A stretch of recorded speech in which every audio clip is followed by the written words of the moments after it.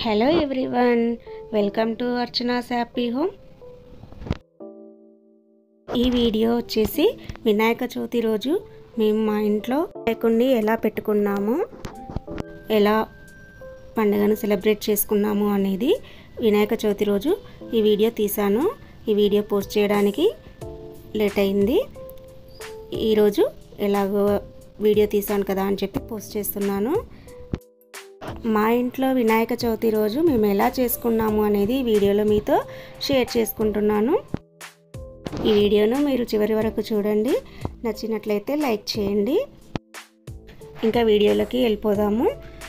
ముందుగా మార్కెట్కి వెళ్ళి ఆ రోజు కావలసిన వంటలకు కావలసిన కూరగాయలు, అలాగే వినాయకుడికి పెట్టే పత్రి, అలాగే వినాయకుడిని తెచ్చుకున్నాము. ముందుగా వంటలన్నీ చేసి పెట్టినట్లయితే ఈజీగా అవుతుందని చెప్పేసి ముందుగా వంటలు స్టార్ట్ చేశాను.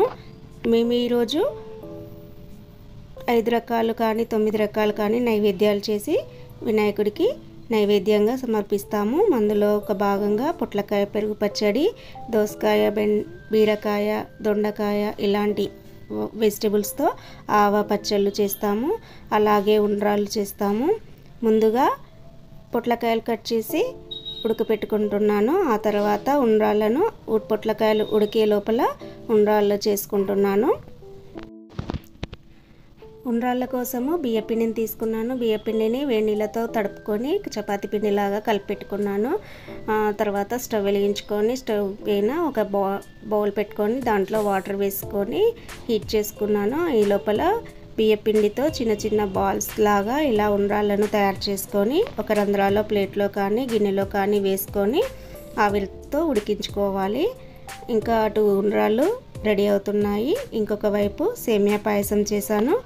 ఆ తర్వాత ఇంకా ఆవ పచ్చళ్ళు చేస్తామని చెప్పాను కదా, అలాగే అందులో భాగంగా ఓనగాయ పచ్చడిని కూడా చేస్తాము.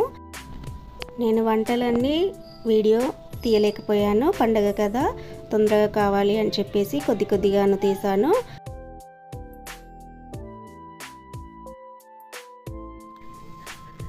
కొన్ని అక్కడక్కడ వీడియో తీసాను, అవి మాత్రమే పోస్ట్ చేస్తున్నాను. ఇంకా పొట్లకాయలు ఉడికిపోయాయి. అలాగే మిగతా వెజిటబుల్స్ కూడా కట్ చేసి పెట్టుకున్నాను. అంటే నేను లైక్ బీరకాయ, దోసకాయ, దొండకాయ ఇవి ఆవ పచ్చళ్ళు చేస్తున్నాను. అట్లాగే ఓనగాయ పచ్చడి కూడా చేస్తున్నాను. ఇంకా ఇవన్నీ కట్ చేసి పెట్టుకొని దాంట్లో కావలసిన కారము, ఉప్పు, ఆవు పిండి, మెంతి పిండి ఇవన్నీ వేసి పెట్టుకున్నాను. అన్నిట్లోకి ఒకేసారి కలిపి పోపు పెట్టుకుంటే చాలా ఈజీ అవుతుందని చెప్పేసి ఇంకా అన్నీ రెడీ చేసి పెట్టుకుంటున్నాను. ఇంకా వీటిలోకి ఇప్పుడు పోపు వేస్తాను.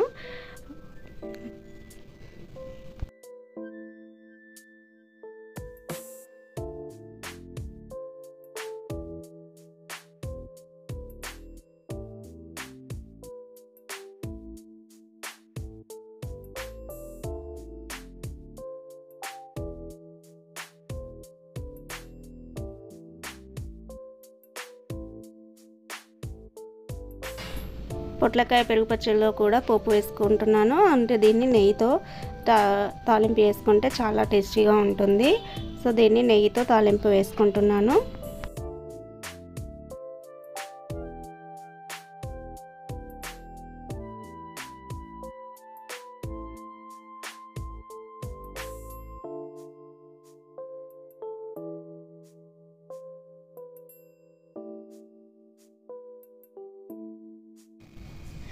ఇంకా వంటలన్నీ రెడీ అయిపోయాయి. అలాగే బచ్చల కూర కూడా వండుకోవాలి. ఈరోజు వండుకున్నాము.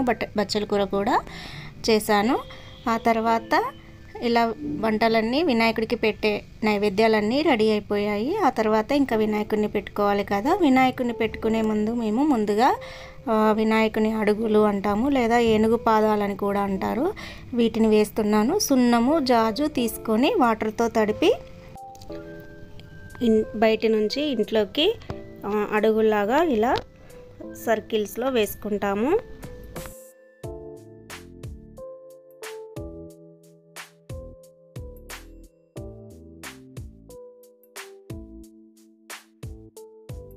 అలాగే వినాయకుని పెట్టే పీట మీద కూడా వేసుకుంటాము.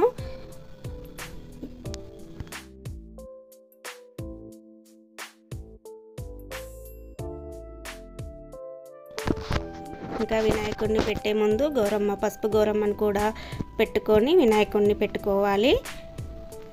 ఇంకా మేము వినాయకుడిని ఎలా పెట్టుకున్నాము, పత్రి అనేది ఎలా చేసాము, ఎలా పూజ చేసుకున్నాము అనేది వీడియోలో చివరి వరకు చూడండి.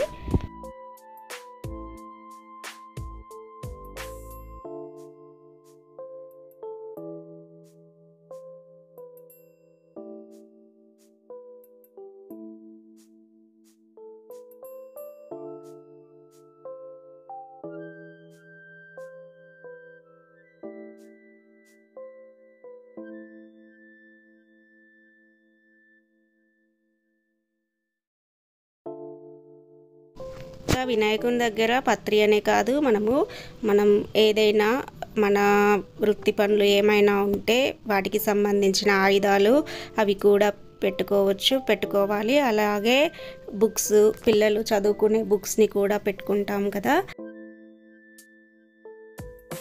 బుక్స్ ఇవన్నీ పెట్టేసి ఇంకా పూజ చేసుకుంటున్నాము.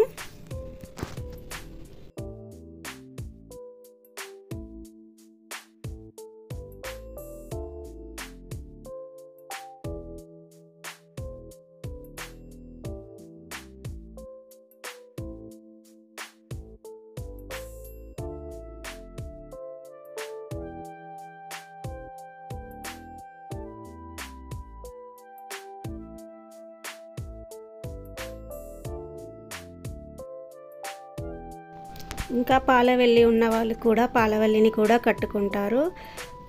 ఇంకా మేమైతే అలా చేయలేదు, పాలవెల్లి ఏమీ కట్టుకోము ఎప్పుడు. ఇలా నార్మల్గానే పత్రిని వినాయకుని దగ్గర పెట్టేసి అలాగే చేసిన వంటలన్నీ నైవేద్యంగా పెట్టి పూజ అనేది చేసుకుంటాము.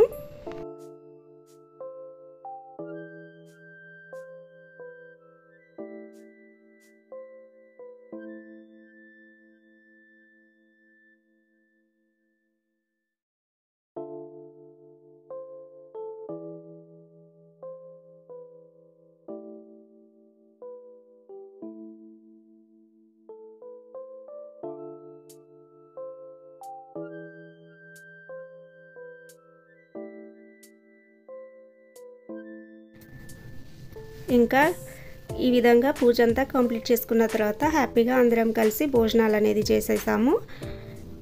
మేము ఈ విధంగా వినాయక చవితిని సెలబ్రేట్ చేసుకున్నాము.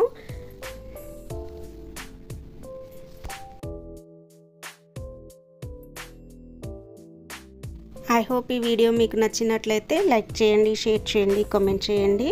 ఇంకా నా ఛానల్ని ఎవరైనా కొత్తగా చూస్తున్నట్లయితే సబ్స్క్రైబ్ చేసుకోకపోతే సబ్స్క్రైబ్ చేసుకోండి. Thank you for watching. మరొక మంచి వీడియోతో మీ ముందుంటాను.